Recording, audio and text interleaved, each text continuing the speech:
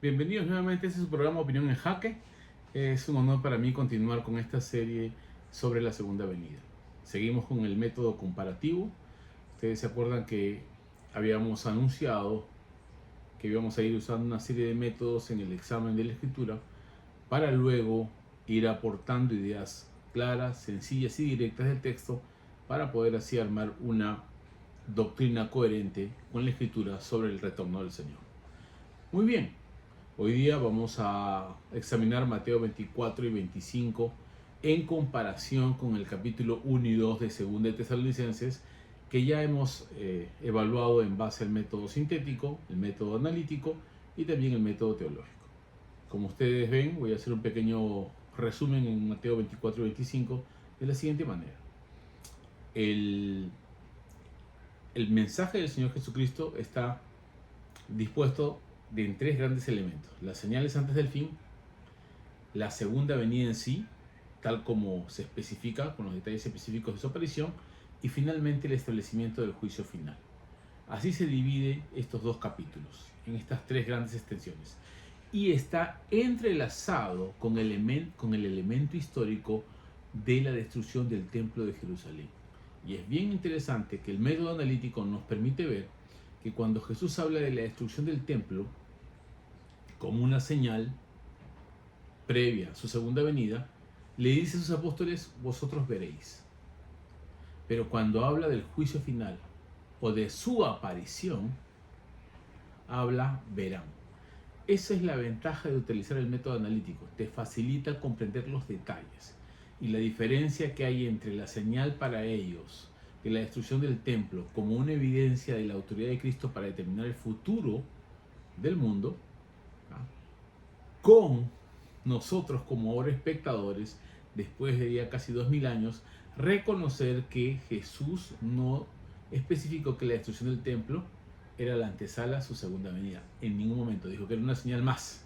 Así que en esta comparación, gracias al método teológico, vamos a ver las 10 señales que hay en Mateo capítulo 24. Solamente vamos a comparar las 10 señales con la persecución y la aparición del anticristo de Tesalonicenses para poder tener una comprensión más amplia. Más adelante vamos a desarrollar un poco más las ideas de Mateo 24 y 25 y vamos a seguir enriqueciendo este tema sobre la segunda venida. Muy bien, vamos a ver las 10 señales. Si usted tiene su Biblia, habla su Biblia en Mateo capítulo 24 y vamos a leer a partir del versículo 4, ¿está bien? La respuesta de Cristo.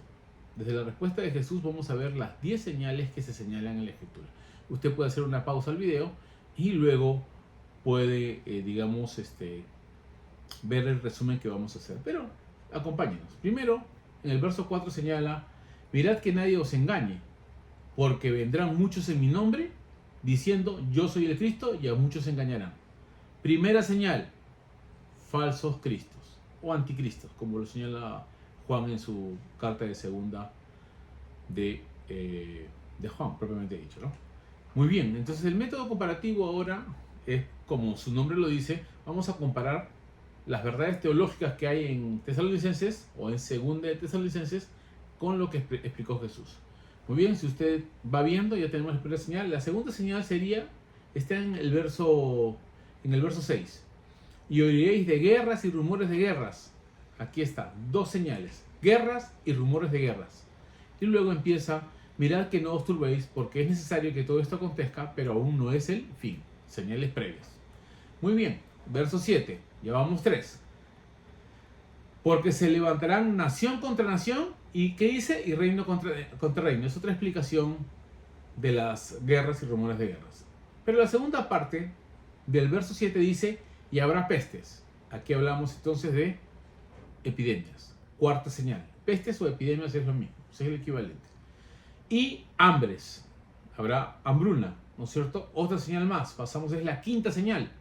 La sexta señal está en finales del versículo 7, dice: y terremotos en diferentes lugares. Muy bien, terremotos asociados a desastres naturales, ¿no es cierto? Habrá terremotos. Y luego el verso 8 dice: y todo esto es el principio de dolores, indicándonos que son las señales previas antes de la aparición del Señor, ¿no? Uno dirá, pero cuando dice falsos cristos, ahorita vamos a ver que va a haber uno especial. Seguimos entonces. La sexta señal, vamos a enfatizar, son terremotos. Luego pasamos a la siguiente señal, a la séptima, verso 9. Entonces os entregarán a tribulación y os matarán y seréis aborrecidos de todas las gentes por causa de mi nombre. Ahí está la persecución de la iglesia, ¿no? La séptima señal está relacionada con la persecución de la iglesia. Así que después vamos a poder clasificar estas 10 señales. La octava, vamos a ver. Bueno, el verso 10 es una ampliación. Dice, muchos tropezarán entonces y se entregarán unos a otros y unos a otros se aborrecerán. Se refiere a la iglesia, ¿no? A la iglesia. Esto vendría a ser parte de la apostasía. Pero yo he puesto la apostasía en la señal 9, ¿no? ¿Ya? El verso 10 y verso 12 van a enfatizar la apostasía. Verso 11 dice, y muchos falsos profetas se levantarán y engañarán a muchos. Quiero que noten que en medio de la apostasía, y quiero hacer énfasis, muchos tropezarán y se entregarán unos a otros y unos a otros se aborrecerán. Miren cómo describe la apostasía en la iglesia. Después de ser perseguidos, va a haber que muchos van a tropezar en la fe, posiblemente en la doctrina o algún sentimiento de fastidio por causa de la persecución. Y os matarán, y se entregarán unos a otros, o sea, la tradición entre cristianos. Y unos a otros se aborrecerán, el sentimiento de contienda que puede haber, ¿no? Es parte de la apostasía. No quiero decir ahora que los conflictos en las redes sociales o los ataques en las redes sociales entre las iglesias son una muestra de apostasía. Sí, tenemos que decirlo que sí, ¿ya? Algunos con razón de causa explicando algunas verdades, pero si están llegando al aborrecimiento y al odio, como dicen acá, a traicionarnos unos a otros, o en este caso dar mal testimonio al mundo, tendríamos que considerar que no estemos contribuyendo a la apostasía. Verso 11, y muchos falsos profetas se levantarán y engañarán a muchos. Nuevamente habla de falsos profetas. Y el verso 12, y por haberse multiplicado la maldad, el amor de muchos se enfriará, mas el que persevere hasta el fin, este será salvo. Del verso 9 al verso 12 se refiere a la iglesia. Y las tres señales que hay, persecución, falsos profetas y apostasía, está relacionado con la iglesia. Y cuando dice falsos profetas, puede ser que señale la aparición de algunos falsos profetas dentro de la iglesia cristiana. Ya Pablo lo va a especificar en su despedida en Mileto a la iglesia de Éfeso. Va a explicar que de entre nosotros se levantarán. Más adelante continuaremos con eso para que ustedes vean los detalles, ¿no? Lo que quiero enfatizar aquí es dejar en claro que el método, en este caso el método teológico, nos facilita ver todas las señales en un conjunto. El método analítico podemos especificar cuál está sucediendo, podemos ir clasificándolas, y finalmente el método comparativo nos hace ver qué información nueva nos trae Pablo en Tesalonicenses. Ahorita lo vamos a ver. Vamos al verso, me salteo el verso 13, no me salteo el verso 13, me dirijo al verso 14, porque ya he leído, más el que persevera hasta el fin, este será salvo. O sea, también está la perseverancia de la iglesia, ¿no? ¿Ya? Y viene entonces la última señal, relacionado también con la iglesia. ¿Ya? La predicación universal del evangelio. Miren lo que dice el verso 14. Y será predicado este evangelio del reino en todo el mundo para testimonio a todas las naciones, y entonces vendrá el fin. Esto es clave para nosotros. Que la iglesia perseguida, la iglesia que está enfrentando la apostasía, la iglesia que está viendo falsos profetas levantarse dentro de ella y fuera de ella, la que se permanece fiel en la doctrina del Señor, va a testificar de este evangelio. O como diría Pablo, ¿no? En esto me gozo, ¿no? Que se predique el evangelio, ¿no? Por contienda, por vanagloria, ¿no? Me gozo que se anuncie el evangelio. Ese es el desafío. Son entonces las 10 señales que señala Mateo capítulo 24. Solamente vamos a observar hasta ahí.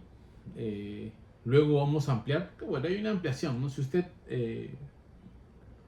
ve lo siguiente, hay una ampliación más adelante, ¿ya? En el verso 23 hay una ampliación sobre la descripción de estos falsos cristos. Dice, entonces si alguno os dijere, mirad, aquí está el Cristo, verso 23, ahí está, no lo creáis, porque se levantarán, otra vez repite, falsos cristos y falsos profetas, y harán grandes señales y prodigios, de tal manera que engañarán, si fuere posible, a uno de los escogidos. Ya os lo he dicho antes, así que si os dijeren, mirad, está en el desierto, no salgáis. O mirad, está en los aposentos, no lo creáis. Nuevamente hay una ampliación en el verso 24, del verso 23 al verso 25, perdón, sobre las características de los falsos profetas y, en este caso, los falsos cristos. Dice acá, y harán grandes señales y prodigios. Muy bien, una vez que tenemos este panorama, si volvemos a Tesalonicenses, en el capítulo 1 vemos la persecución de la iglesia, ¿ya? Que es parte entonces de una de las señales antes de la venida del Señor. La persecución de la iglesia, la oposición a la iglesia, ¿no? ¿Ya? ¿Cuál es la causa de la oposición a la iglesia? Ustedes ya saben que es una señal, ¿ya?, de la antesala a la venida del Señor. La señal previa que nos indica que el Señor está cerca. Muy bien. Bajo este criterio entonces vamos a seguir avanzando, que Pablo une la persecución con el juicio final, ¿no? ¿Se acuerdan? Que el Señor pagará con tribulación a los que os atribulan, ¿no?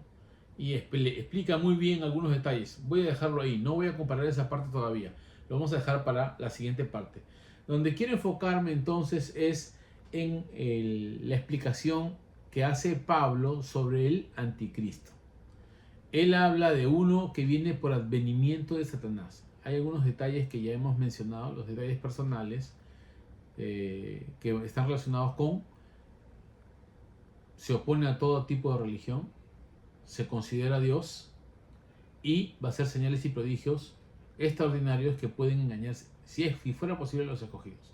Muy bien, estas características son singulares y especiales para el anticristo, porque este es el único que va a venir por medio de la intervención satánica. No especifica cómo va a intervenir Satanás, pero los antecedentes previos a su aparición, ¿no?, que van a hacer el caldo de cultivo para abrirle el campo y la aceptación en el mundo, como dice Pablo, son la apostasía y el misterio de la iniquidad. La apostasía es la renuncia al evangelio predicado por Jesucristo y puede surgir por varias causas, ¿no?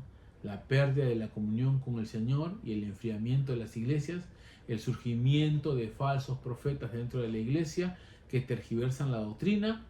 Puede también surgir por el ataque a la iglesia, ¿no?, como sucedió en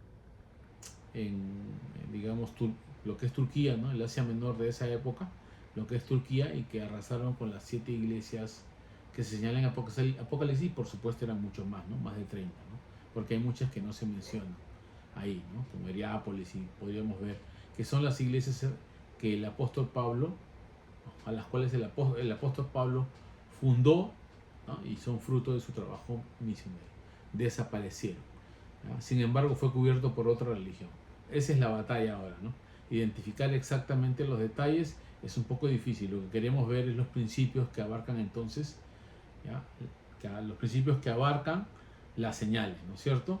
Y esto es importante. Entonces el método comparativo nos facilita ver los detalles, cómo se entrelazan, cómo Pablo ahora amplía la especificación de este advenimiento, en este caso del falso Mesías satánico, que detrás de él tiene una abierta intervención de Satanás, que promueve la apostasía, el ataque a las iglesias y la corrupción digamos, de la fe en Cristo, ¿no?, el abandono de la fe de los padres, la correcta fe de los padres, y también el misterio de la iniquidad, que trabaja en los diferentes círculos sociales, ¿no?, silenciosamente, que va promoviendo pensamientos que van en contra de la fe y la esperanza del Hijo de Dios. Como no hay detalles, algunos se atreven, digamos, como le escuché al famoso Armando Lucín, decir que el anticristo iba a ser homosexual, ¿no? Algunos habían planteado, bueno, otras teorías de que la clonación es un avance con el fin de crear un cuerpo para el espíritu del Hijo del Anticristo. Y esos detalles no lo dice la Escritura, ¿no? Son conjeturas que hacen ciertos analistas en base a qué, a la reflexión de lo que sucede hoy. ¿Ya? Sin embargo, tenemos que volver a la Escritura para poder descubrir exactamente quién va a ser, ¿no? Hasta ahora hay algunos que autoproclamados profetas que tienen alguna que otra señal, pero estos tienen señales que pueden dejar maravillados a cualquiera, aún a la iglesia, aún a los que conocen los principios de la Escritura, o van a la iglesia en un devoto fervor por el Señor, pero ignoran algunos detalles sobre el anticristo.